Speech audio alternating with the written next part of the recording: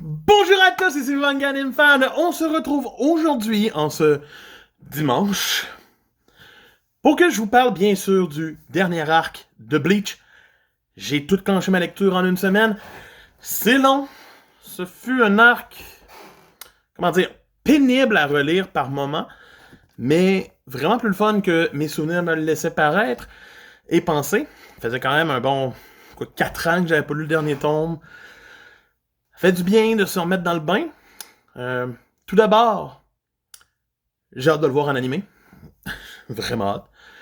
Et maintenant que j'ai dit ça, ben abonne-toi, like et commente.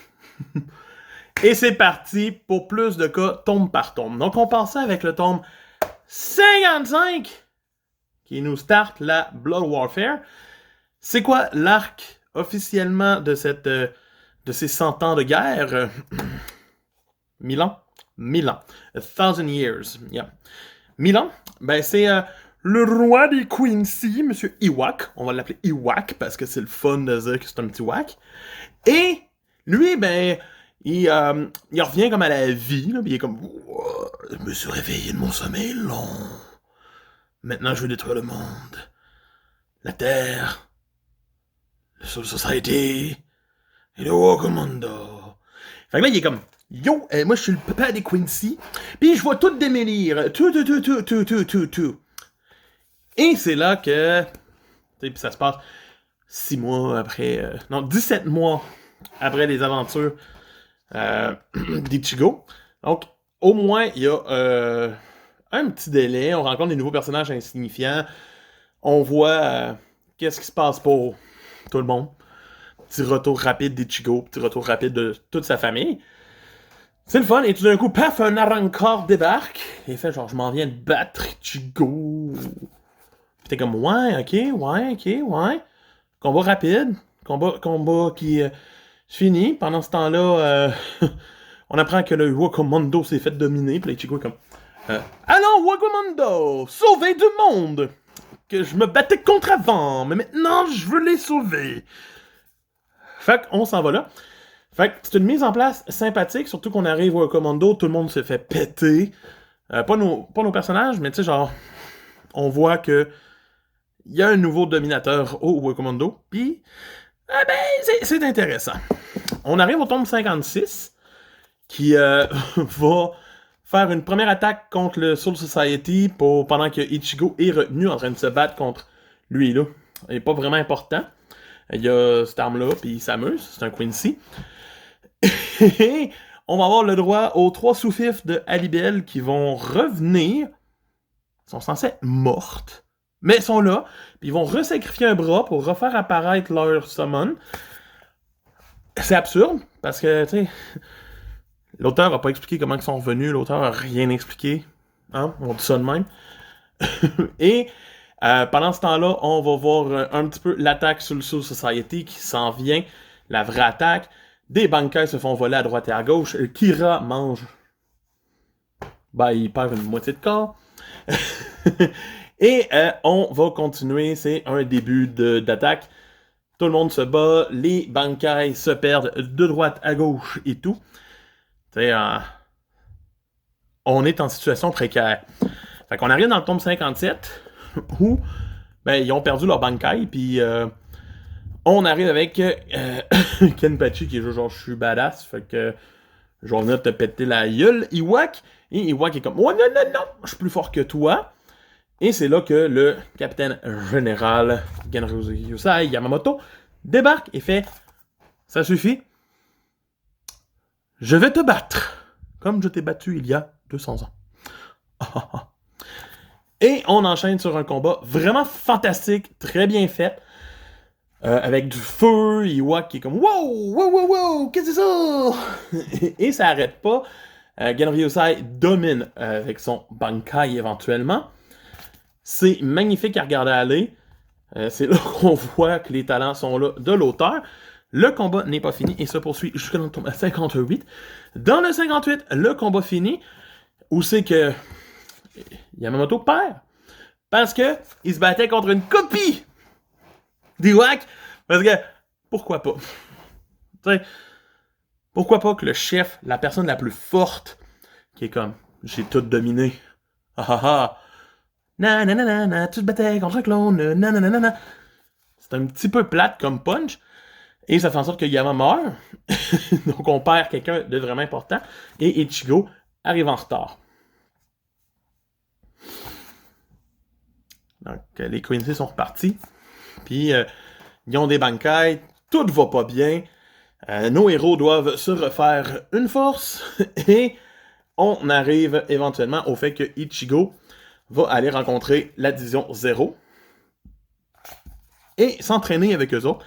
C'est pas un gros entraînement, genre qu'on a vu dans l'arc précédent, parce que c'est comme un...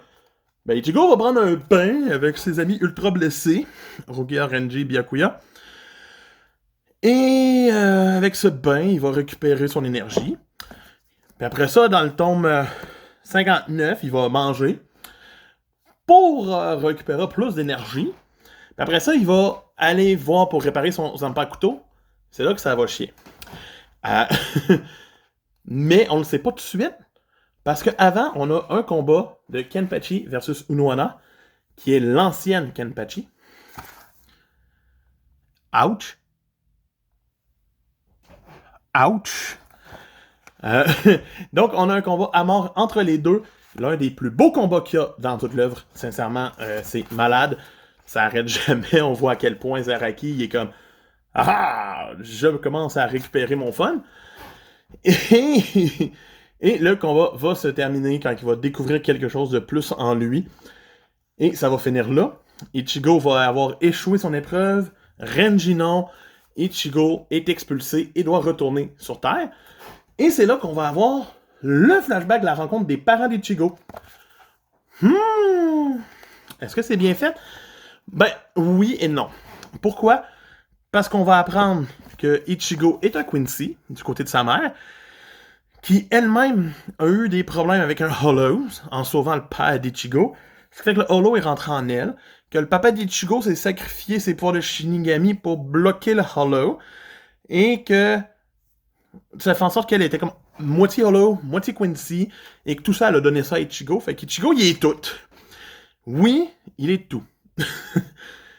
Mais en même temps, c'est quand même bien amené, le flashback dure assez longtemps pour que ce soit sympathique. On rencontre aussi le père d'Oryu, sa mère. Tu sais, c'est sympathique, puis on voit Aizen. Tout le temps le fun de voir Aizen. Et le flashback couvre une bonne partie du tome 60. Pour après ça qu'on sache que sa mère est pas vraiment morte contre Grand Fisher. C'est juste que Ewok, à un moment donné, il a fait « Je récupère toute l'énergie que j'ai envoyée chez les Quincy. » Puis là, ça a paralysé la maman. Puis la maman s'est fait tuer à ce moment-là. Oui, c'est cheap, puis ça enlève de l'impact émotionnel qu'on avait au tome genre 3, mais ça reste intelligent. Ça reste intelligent. Ouais. Par la suite, on va apprendre que Uryu a trahi tout le monde. Vous y croyez autant que moi, je le sais. Uryu, est-ce que tu vas nous trahir longtemps? Non. Donc, c'est ça. On va retourner voir du monde, on va voir des capitaines commencer à s'entraîner. Tout va bien. Surtout pour notre renard préféré qui va aller voir son ancien. Et qui va essayer d'apprendre une nouvelle technique pour se défendre lors de la prochaine invasion. Prochaine invasion qui, arrive très prochainement parce que on arrive au tome 61 où Ichigo va apprendre à gérer et créer son nouveau Zanpakuto. Paf de même, pas de besoin de plus, c'est stylé. Il y a 2 épées. Pas besoin de plus, moi, dans la vie. Et c'est là que les Quincy vont attaquer avec leur caste de lettres de gens et tout. Ils vont se dire « Let's go! On y arrive! » On est rendu à l'arc officiel de la guerre qui démarre encore une fois. Deuxième fois qu'il démarre. Premier assaut, deuxième assaut. Donc là, on se dit, enfin, on arrive au gros bout. Et on se ramasse avec des petits combats avec tous les capitaines qui ont perdu leur Bankai puis qui sont genre, je vais te battre sans mon Bankai et le récupérer. Ce qui finit par être le cas. Tout le monde récupère son Bankai. Cheat Durohara, qui est comme dans le Wakamondo en mode ah, j'ai créé de quoi pour twister puis je t'arrive à vous le donner. Nanana. Et on arrive au tome 62 où Komatsu va. C'est ça, Komamura, je veux dire, va arriver et se battre contre la personne qui lui avait volé son Bankai après que Toshiro ait battu le sien. Et il va arriver, il va faire haha, voici ma nouvelle forme, je suis un humain. Et c'est vraiment stylé de le voir en humain. Ça le rend vraiment fort, mais ça fait quoi? Ben, il se transforme en renard à la fin de l'arc. Ben, à la fin là, du tome, après ses attaques. Et on le revoit jamais. C'est son vice-capitaine qui est devenu capitaine à la fin de l'œuvre. Comment faire en sorte de perdre du focus sur un personnage qui était vraiment le fun, qui a perdu son humanité. Il n'y a rien à faire, c'est un renard maintenant. Come on, Tactical Ball! Come on! T'aurais pu faire mieux. Après ça, on va continuer avec le combat contre Musculator, le gars qui est un luchador, et qui va aller se battre. Et c'est Renji qui va arriver de nulle part à la fin du tome pour sauver ses deux compatriotes. Ben, il arrive même pas à la fin du tome, il arrive dans le tome. Il s'est fait une 3. Donc, dans le tome 63, on retrouve la fin de plusieurs combats, encore une fois. Renji va en faire un, avec son nouveau Bankai. C'est stylé de le voir le faire. Tout le monde le sait, c'est stylé un Bankai, qu'est-ce que tu veux. Et, en fait, on va le voir mieux que ça, voilà. Et voilà. Et donc, il va attaquer. Pendant ce temps-là, Iwak est comme, je suis assis, je suis relax. Je relaxe. Je suis le méchant, je bouge pas. Oryu est à côté de lui. Son assistant numéro 1 est à côté de lui. Personne bouge. Et on va avoir le combat rematch. Ben, d'une certaine façon, Rukia va se battre contre cette personne qui a pris le Bankai de son frère. Et éventuellement, va développer ses pouvoirs, peut être vraiment stylé. Mais ça ne tuera pas le personnage parce que les persos meurent pas facilement dans cet arc-là. Donc, Kuchiki va arriver puis il va donner le coup de grâce avec l'aide de Rukia. Et ça donne des designs vraiment ça coche. Je suis vraiment content. Tactical Ghoul s'est amusé dans cet arc-là, puis ça se voit. Tu sais, le nouveau design de Rukia. Come on, c'est-tu beau ça? C'est-tu pas beau? Hey! Puis on va arriver tout d'un coup à un autre combat qui démarre dans ce tome-ci avec Yashiro qui va se battre contre un vieux qui est capable de disparaître et réapparaître à volonté. Yashiro qui va faire apparaître son propre Zanpakuto. J'aimerais dire une chose. On apprend dans ce tome-là, ben, pas dans ce tome-là, mais dans les derniers tomes, que Yashiro était comme l'arme de Kenpachi. Comment qu'elle fait? Comment elle fait ça? Est-ce parce que c'est elle qui utilise les pouvoirs de Kenpachi à ce moment-là? Peut-être. C'est jamais clair, ça n'a jamais été dit. Et c'est une note que je déteste de Bleach. D'ailleurs, parlant de Kenpachi, il va arriver pour la sauver. Et il va enclencher un combat contre quelqu'un qui utilise son imagination. Donc, imagination versus puissance, ça donne un combat qui a pas d'allure. Ça fait juste bang bang bang, il y a des météorites, il y a des mains géantes, il y a des clones, puis éventuellement, ben, Kenpachi gagne. c'est aussi clair que ça, parce qu'il sort son Shikai. Ok. Et le combat se termine sur la défaite de l'ennemi. Pour ensuite qu'on aille sur un autre combat. Hey! Un autre combat? Contre qui? Contre Giselle. Giselle et ses zombies. Très mal exploités. Encore une fois. On va arriver, c'est un petit peu avec Ichigo. Iwak se réveille. Il se passe pas grand chose. Tout le monde est créé en zombie tranquillement pas vite. Et tout le monde est prêt à se battre officiellement contre Iwak. Et Iwak est comme, ouais, non. Fait que je t'envoie tous les derniers qui me restent, pion. Puis tuez-les, puis après ça, on se verra. Mais, ça se passe pas comme il pensait. Fait que, il va y avoir Iwak qui va aller en haut, ou la division 0, puis faire, je commence à aller vers le roi. Ça aura pris 10 tombes, mais j'y vais maintenant. Il va commencer son combat contre la division 0. C'est vraiment sympathique à regarder aller les bouts avec la division 0.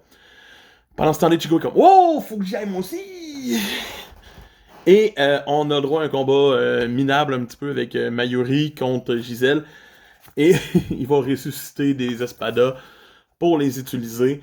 Ça sert à quoi les Arrancars qui sont là? On les voit pas vraiment. Ils sont là quelques pages. Jusqu'à temps qu'on apprenne que genre, il y a des Shinigami ultra puissants qui sont devenus des zombies. Dans Toshiro. Et ben, le combat finit comme de même, c'est pas clair, c'est pas précis, il finit dans le tome 66, mais c'est pas assez clair de la façon que c'est fait. C'est comme, j'ai réussi à vous donner une drogue qui vous affecte, puis j'ai pas vraiment battu Gisèle, je l'ai laissée pour demi-morte. Fait que c'est un peu bizarre. Puis on a un adversaire atroce qui est comme un cupidon qui envoie de l'amour et qui contrôle les gens. Son combat est fini ultra rapidement parce qu'il se fait attaquer de dos par ses propres alliés, par Baseby. Pourquoi pas? Et pendant ce temps-là, Ewak continue son petit chemin, son problème de chemin. Et rendu. Et j'aimerais ça dire que ben c'est ça, hein? Les Quincy continuent. On rencontre les 4 Quincy de la garde officielle, les 4 derniers boss, avant Ewak et son numéro 2. Donc en gros, il reste 6 personnes à battre, il nous reste 8 tombes. Et la division 0 se fait laminer, sauf un qui commence vraiment à dominer le combat tranquillement pas vite à la fin du tome, et qui va se faire dominer dans le début du tome suivant, où c'est ce personnage-là qui va arriver et dominer Ewak à 3000%. Ça n'est absurde, mais Ewak va faire « Attends, je ramène toutes mes forces. » Donc il va tuer tous ces Stern Ritter qui restent. Parce qu'au lieu de finir des combats, pourquoi ne pas claquer des doigts et que les combats soient finis? Et on arrive au moment où Ewak se bat contre lui. C'est un très beau combat. Avec des visuels vraiment sacoche. Mais ça finit par arriver à la solution du Ah, mais Ewak, il est trop fort. Et donc, tout le monde perd. Ewak domine. Après avoir eu une bonne partie de tombe pour se battre. Et éventuellement, il arrive devant le roi et tue le roi. Ewak a gagné! Bravo! Bye! Bleach est fini! Mais non! On est rendu au tome 68. Et c'est pas fini. Fait que le tome 68 sert surtout de blablabla blablabla. Où d'un côté, t'as Ichigo qui va être devant Ewak et va tuer le roi à sa place en tant que tel. Roi qui sert à rien, parce que dans une ombre. Donc c'est ça, le roi est mort, c'est a été simple, Ichigo l'a tué involontairement. Et tout commence à péter, c'est comme un time-lapse, le monde se pète. Et là, on a un sacrifice qui arrive de nulle part, de la part de Ukitake, qui serait la main droite en dedans de lui du roi spirituel. Donc c'est totalement absurde, ça sort de nulle part, il fait juste mourir. Je vous le dis, spoilers, on voit pas vraiment ce qui se passe avec lui. La main arrive, meurt. Je sais pas d'où la tension est arrivée, mais il s'est pas passé grand-chose. Fait qu'on a encore du blabla, Ichigo va se faire tranquillement pas vite dominer, repousser. Il va falloir qu'il revienne. Puis tout le monde finit par arriver à la fin dans le bon lieu et tout le monde est comme Yes! Fight time! Fight time! Je vous ai même fait tomber! Pardonnez-moi pour ce bref moment dans la vidéo. Ça arrive. On arrive au tome 69 où Aizen s'amuse tout seul, puis il se passe pas grand-chose, parce que c'est le temps que tout le monde se retrouve. Donc Grimmjow arrive, parce que Grimmjow est là depuis le début de la saga, en mode « je suis derrière, personne ne le sait ». Avec Neil. Neil qui va servir à rien, on va le dire. Et on va retrouver même nos anciens amis de l'arc d'avant, avec Riruka. Ils servent à rien à peu près, ils font juste servir de transport. Fait que c'est comme, on met les personnages pour mettre les personnages. Ah ah ah! Et on va arriver dans le château final, à quelques pages de la fin. C'est pas passé grand-chose encore, là. Et on va commencer tranquillement pas vite la disposition, les différentes équipes pour se battre. Mais avant, c'est bien plus important d'avoir un flashback sur la rencontre de Baseby et de Jugrad. Jugram Hashwalt, qui se conclut dans le prochain tome. Ah ouais. Très belle couverture d'ailleurs. Selon mon ami, la plus belle couverture qui existe de Bleach. De Stark là surtout. Donc, on voit dans leur flashback, Hashwat, il est la deuxième partie de Ewak. Quand Ewak dort, lui, il est comme OP. Puis quand Ewak dort pas, ben, il est faible comme le Griff. Donc, c'est ça. Et il va battre Baseby comme ça en clignant des doigts. On va voir aussi que les anciens Stan Ritter vont aller se battre contre Ewok et se faire péter. Et on va commencer tranquillement pas vite un combat contre la main gauche du roi spirituel et Matsuri. Et c'est un combat vachement palpitant d'une certaine façon. Il se passe pas tant de choses. Il y a des designs vraiment le fun dans les images. Et on fait juste arriver au sacrifice de Nemu à la fin, où elle se sacrifie pour gagner, et qu'après ça, c'est facile pour Mayuri de gagner. On en apprend plus sur Nemu aussi. C'est une bonne idée, c'est une belle petite touche pour finir le tome, et boucler un peu leur boucle à eux. Mais on arrive dans le tome 71 après ça, où ben c'est fini. Même on a même le droit à un caméo express de Zariel Apollo, qui vient dire à Mayuri et Mayuri de gagner contre la main. Donc, on commence avec le nouveau capitaine des forces générales des Shinigami, j'ai nommé Kyoraku, qui va se battre contre le sniper. Et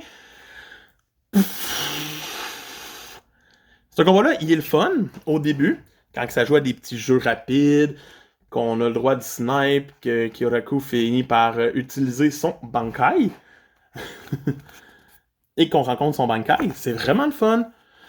J'aime aussi le fait qu'il utilise son vice-capitaine pour l'aider à la fin. Mais, tu sais, genre, le Quincy se transforme une première fois. Après ça, il se fait péter solide. Et il se transforme en chouette. Pourquoi? Pourquoi? Faut qu'il soit plus puissant encore? Et après ça, ben, le combat va se finir... ben, pas encore, parce que on la voit, elle aussi, développer son épée, être contente, commencer un petit peu le combat. On en apprend plus sur le passé du personnage. C'est bien mené, c'est bien fait, c'est sympathique, mais on dirait que ça va vite. Pour qu'on arrive dans le tome 72, ils vont finir le combat, mais son énergie à lui va tomber à terre, en bas, puis il va attaquer du monde. Et Kira va arriver de nulle part en mode « J'ai un trou dans le corps, je suis un mort, mais je suis vivant. » Savez-vous quoi? On sait même pas s'il est mort à la fin de la série ou s'il est vivant. Il a un trou dans le corps, pourquoi il s'est relevé? Puis où il est à la fin? Personne ne le sait. Fait que ça, c'est bizarre. Par la suite, on arrive au gros combat fatidique de Gerard versus les forces qui restent en présence en haut. Il va toutes les écraser, sauf Toshiro et Kenpachi et Byakuya. Mais leur combat est pas important pour l'instant parce que on va zigzaguer un petit peu avec Yoroichi qui se bat contre lui, qui a un nom pas le fun, Askin Naklevar. Et ils vont ben se battre puis avoir ben du fun. Pour qu'on en revienne après ça, pour apprendre que Ichigo et Uryu se parlent un petit peu. On voit que Uryu a pas trahi personne. Tu sais, grosse discussion. Uryu engage un combat contre Ashwald.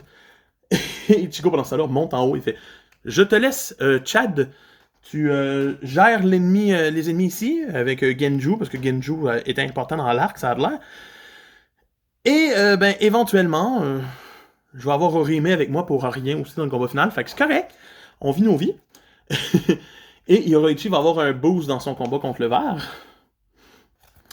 Et éventuellement, ben, va presque le battre. Mais c'est pas vrai. Parce qu'il nous reste 2 tombes encore, puis 4,5. Ça marche pas fort, là, comme calcul, man. On arrive au tome 73. Le combat contre le ver va finir quand que Urahara va utiliser son Bankai. Et cheater un petit peu avec l'aide de Grimmjow. Et éventuellement avoir Neil pour venir le sauver, parce que Neil sert à rien d'autre. Et Gerard va se battre contre tout le monde, et c'est là qu'on va apprendre que Kenpachi, son Bankai, c'est sa petite. Donc c'est weird. Il va se transformer en total démon. Et péter la gueule de Gerard. Mais Gerard se relève pareil. En mode, je suis OP. Parce que c'est le genre de personnage qui est OP. Et éventuellement... Itsugaya va faire « Ah non, je vous avais pas dit, mais mes pétales, quand ils finissent, c'est pour me transformer en adulte et être plus fort. » Fait que de quoi qui est en suspens depuis les débuts sur le fait « Ah non, mais tes pétales sont à veille de tomber, tu vas tomber de puissance et de fatigue. » Mais non, ça le rend plus OP. OK. Et ils vont faire un duo, lui et Byakuya, pour buter Geralt enfin. Même s'il revient en tant que masse d'énergie et n'est jamais mort vraiment. Pendant ce temps-là, on voit que Uryu a de la misère avec Archwald. Et on débute tranquillement pas vite le combat final. Ichigo versus Iwak. Et ce combat se conclut comment? Et comment? Tu sais, on apprend que Iwak peut lire l'avenir, détruire les avenirs possibles. Fait que, comment Ichigo réussit un tour de force dans ce tome-ci? Il réussit pas, en fait. Il devient plus OP, avec un nouveau design, qui est vraiment hot. Il va faire son combat, tout va super bien, il se fait péter son Bankai, dans tous les futurs possibles. Et là, Iwak fait genre, non, j'ai gagné, bye! Et Iwak s'en va. Pendant qu'il prend l'énergie des derniers sur place, donc il enlève tous les autres ennemis qui restent. Donc, paf de même, il n'y a plus d'ennemis, il reste juste le méchant. Et il s'en va. Et c'est là qu'on va arriver et voir que Tsukishima répare le sabre d'Ichigo en mode j'ai mis dans un de ses passés que ton sabre n'avait pas été brisé, donc il n'est pas brisé. Surprise! Mais il va se briser à moitié dans les prochaines pages. Et Ichigo va enchaîner le dernier combat contre Iwak avec l'aide de Renji et l'aide du merveilleux, fantastique Aizen. Fait que Aizen est OP et il contrôle totalement Iwak et éventuellement finit par se faire transpercer puis il s'en fout parce que c'est Aizen et manipule Iwak à 2000%. Il va même en finir par payer les frais et paf, combat est fini sur une simple attaque d'Ichigo dans un futur qui était pas absolu parce que Uryu a lancé une flèche pendant un délai. Iwak était rendu faible. Paf, c'est fini. Le combat est fini. J'aime que Rukia devienne capitaine de division dans le futur. Donc 10 ans plus tard. Si je me trompe pas. c'est quand même un bon bout de temps. Comme laps de temps, 10 ans. Mais c'est bien pour voir qu'est-ce qui s'est passé. C'est un bel épilogue en 2 chapitres. Un peu simple parce qu'ils sont comme « Ah non, on ressent l'énergie spirituelle d'Iwak, allons voir! » Et genre le fils d'Ichigo fait genre « pression spirituelle. » Puis c'est fini. C'est pas clair comme fin. Ça se voit que c'est une fin ouverte, laissée place à le fils d'Ichigo rencontre la fille de Rukia et Renji. Et c'est laissé à l'imagination du... une suite est possible. C'était possible. Et oui, l'auteur a fait une suite. Un chapitre pour l'instant, d'un arc qui pourrait commencer sur la mort et l'enfer. C'est intéressant. Puis ça pousse la conclusion à être meilleure d'une certaine façon. Mais... c'est un peu trop facile comme conclusion. J'ai hâte de voir si l'anime va corriger les tirs. Et dans son ensemble, c'est un arc qui commence fort, finit quand même fort, mais un gros mou au milieu où c'est que c'est affrontement par affrontement et que ça sert à rien. Mais est-ce que je recommande la lecture de cet arc-là pour un fan de Bleach? Oui, tu sautes Fullbring. Là, c'est à Agent, là, tu le fudge off, puis tu switches à lui dans le pire des cas. Il va te manquer ça de notion de personnage, puis tu t'en fous, parce que t'en revois même en début d'arc, puis il disparaît, tu t'en revois pas. C'est ça aussi qui est décevant dans cet arc-là, les personnages qui disparaissent puis qui reviennent plus. Mais, hey, c'est un arc. J'ai fini ma relecture de Bleach. Je sais pas encore ce que je vais relire prochainement pour vous en parler. Je vais probablement prendre un break. Ça a été beaucoup en peu de temps pour Bleach. Mais c'est tellement quand même fun que vous dites si ça vous a plu, ben abonnez-vous, likez, commentez, puis à bientôt. Bye!